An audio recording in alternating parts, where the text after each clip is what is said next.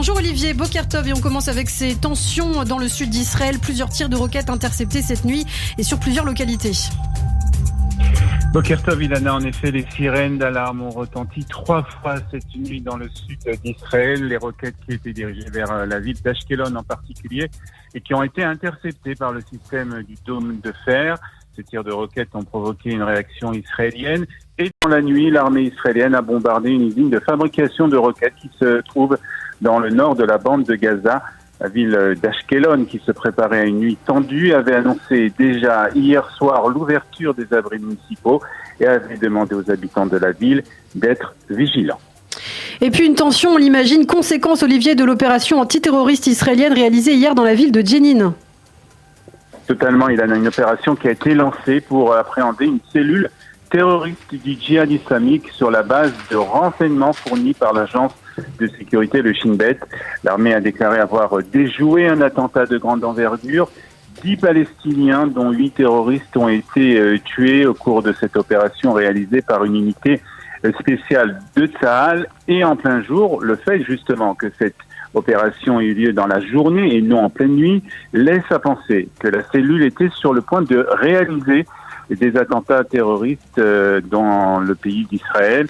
Les Palestiniens ont indiqué qu'une femme âgée avait également été tuée lors de cette violente fusillade entre les terroristes palestiniens et les troupes israéliennes. Et une fusillade qui a eu lieu, je vous rappelle, dans les rues de Jenin en plein jour. Et la réaction de l'autorité palestinienne a été immédiate, Olivier. Oui, le porte-parole du président de l'autorité palestinienne, Mahmoud Abbas, a annoncé hier soir la fin de la coordination sécuritaire entre Israël et l'autorité palestinienne, donc à la suite donc de cette opération antiterroriste menée par Tsahal. L'autorité palestinienne et les organisations du Hamas et du djihad islamique ont affirmé qu'il s'agissait d'un massacre et ont appelé aussi la communauté internationale à intervenir. À la lumière des agressions répétées contre notre peuple et des violations d'accords signés, notamment sécuritaires, nous considérons que la coordination sécuritaire avec le gouvernement israélien cesse d'exister à partir de maintenant. C'est ce qu'a indiqué un communiqué du bureau du président de l'autorité palestinienne, Mahmoud Abbas. Et puis sur la scène internationale également, de nombreuses réactions. Oui, les Émirats arabes unis, la France et la Chine ont demandé une réunion urgente du Conseil de sécurité des Nations unies à la suite des affrontements hier à Jenin.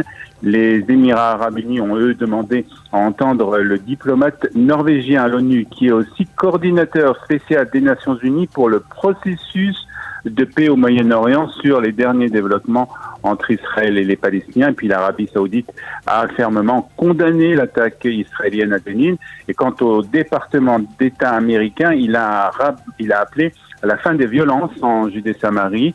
Je vous rappelle que Anthony Blinken, qui est le secrétaire d'État américain, est attendu en Israël la semaine prochaine. Ce sera la première rencontre avec un haut responsable politique américain depuis le retour de Benjamin Netanyahou au poste de Premier ministre. Et puis quant à l'Égypte, la Turquie, Oman et le Koweït, ils ont aussi condamné fermement l'opération antiterroriste israélienne à Jenin. Enfin, le président Yitzhak Herzog s'est exprimé hier devant les députés du Parlement européen à Bruxelles, Olivier. Yitzhak Herzog a prononcé un discours à l'occasion de la Journée internationale en mémoire des victimes de la Shoah. Le Parlement européen et ces pays doivent utiliser tous les outils à leur disposition pour éradiquer le racisme et l'antisémitisme sous toutes leurs formes. Il a également mis en garde les députés européens contre un antisémitisme grandissant dans certains pays de l'Union européenne. L'Holocauste n'est pas né dans le vide, a dit aussi Yitzhak Herzog. Nous devons jamais oublier que la machine de mort nazie n'aurait pu réussir à réaliser sa vision cauchemardesque si elle n'avait pas rencontré un sol fertilisé par la haine des Juifs, a déclaré le président de l'État.